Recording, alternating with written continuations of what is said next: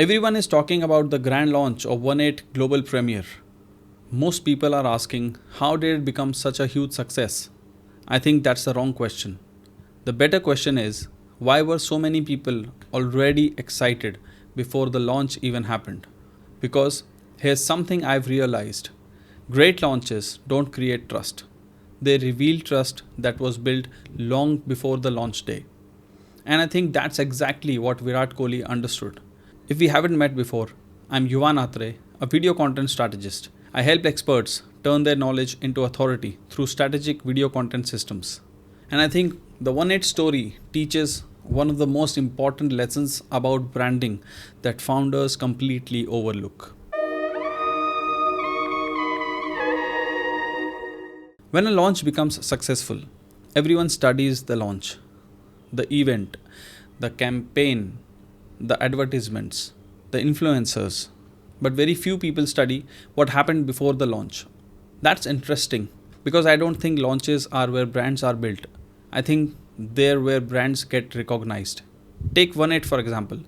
If you only looked at the global premiere, it feels like this massive moment, huge excitement, huge visibility, huge conversations. But that excitement didn't appear overnight. It had been building for years. Let's go back to 2017. That's when Virat partnered with Puma to launch One8. Now here's what's interesting. For years, One8 wasn't constantly making headlines. It wasn't trying to dominate every conversation. Instead, Virat kept doing something incredibly simple. He kept showing up with the brand.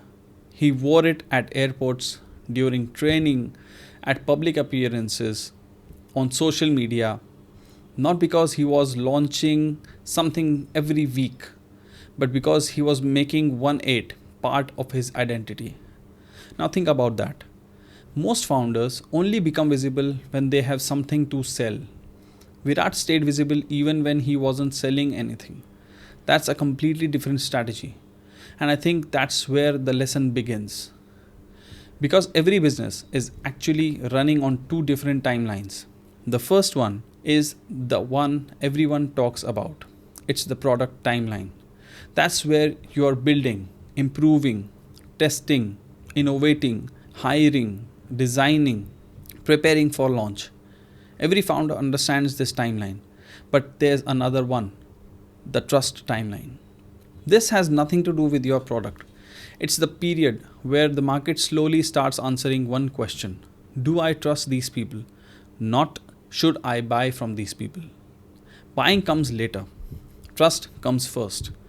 And that's where I think most founders make a huge mistake. They spend months, sometimes years, building an incredible product. Then 3 weeks before launch, they suddenly remember marketing. They start posting, running ads, talking about the launch, and then they wonder why nobody cares. But why should they? You can't expect people to trust a business they have barely seen. That's why I don't think content is primarily a marketing tool. I think it's a trust building tool. Every video, every interview, every podcast, every insight, every time someone encounters your thinking, they become a little more familiar with you. And familiarity reduces uncertainty. That's exactly what Virat was doing with One8. He wasn't asking people to buy every time they saw him. He was simply making sure the brand remained familiar. Then came the turning point. The partnership with Puma ended. Virat decided to build the next chapter of One8 with Agilitas Sports. Now this is where most people started paying attention. I was interested in something else. What happened after the announcement? Because announcements don't build brands, behavior does. Almost immediately, the new One8 identity started appearing consistently. The updated logo, the new apparel, the new visual identity. Virat featured in reels on One8's Instagram. He spoke about the philosophy behind the brand in podcasts. He described it as an ode to cricket. Notice what he's doing? He wasn't saying, here's a t-shirt, buy it. He was giving people a story to associate with. And that's what branding really is. Not logos, not colors, not taglines, a story that people remember. By the time One8 Global Premiere finally happened, people weren't discovering the brand, they were reconnecting with it. And that's why the launch felt so much bigger, because the trust had already been built. So, what's the real lesson here? I don't think it's that every founder should build the next One8.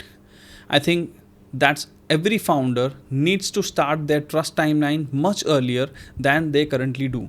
Because unless you are Virat Kohli, it's easy to dismiss this and say, well, he had hundreds of millions of fans.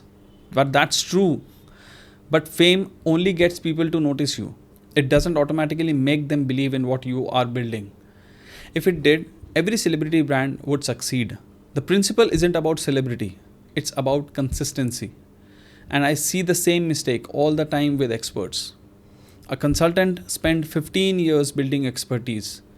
A lawyer handles hundreds of cases. A doctor spends decades mastering a specialty.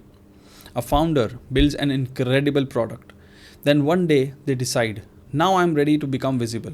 So they launch a website, start posting on LinkedIn, record a few videos, maybe even hire a marketing agency for that.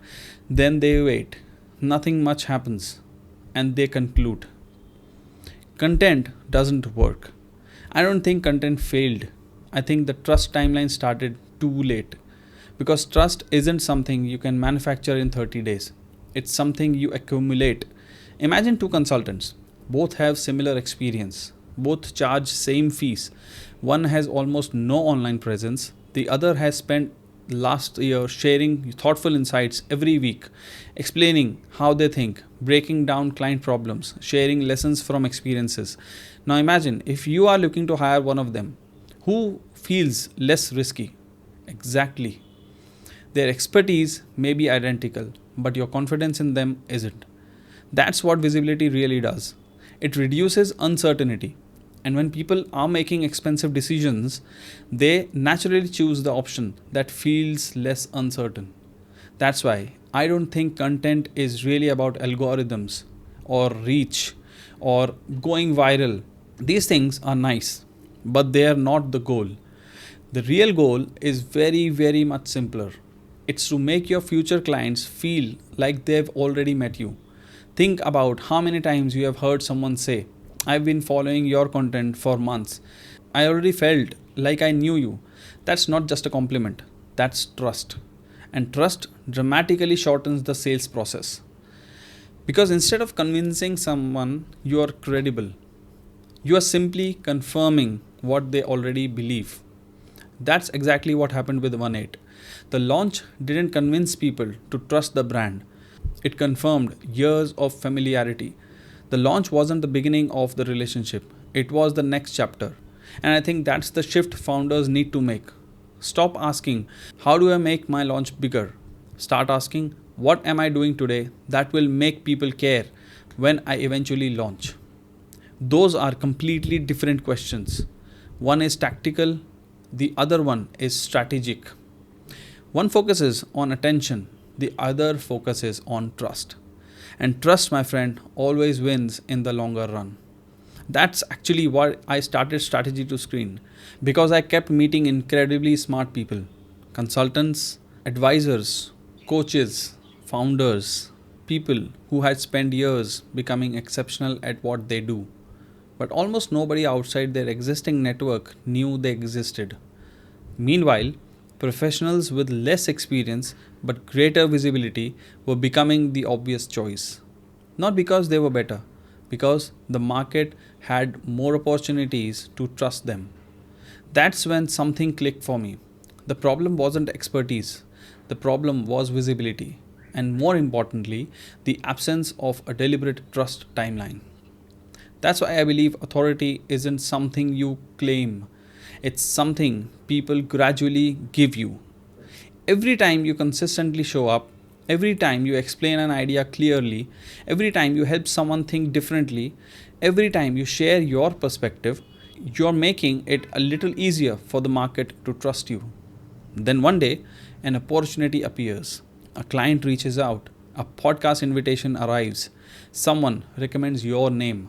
From the outside, it looks like it happened overnight, but it didn't. People are simply seeing the result of months or years of accumulated trust, just like they did with One8. So if there's one thing I'd like you to remember from this video, it's this. Launches don't create authority, they reveal it. By the time you launch, the market has already been deciding whether you are worth paying attention to or not. The question is, have you given them enough reasons to believe? Or are you expecting launch day to do the work that should have started months ago? Because products take time to build, but so does trust. And the founders who build both at the same time are usually the ones whose launches look effortless. Not because they got lucky, but because by the time they launched, people were already waiting. If this changed the way you think about branding, let me know in the comments. I'd love to hear what stood out for you. And if you are an expert or founder who wants to build authority through strategic video content, not just create more content, consider subscribing. That's exactly what this channel is about. Because in today's market, expertise alone isn't enough. People have to see it before they can trust it. Thanks for watching this video. Until next time, see you.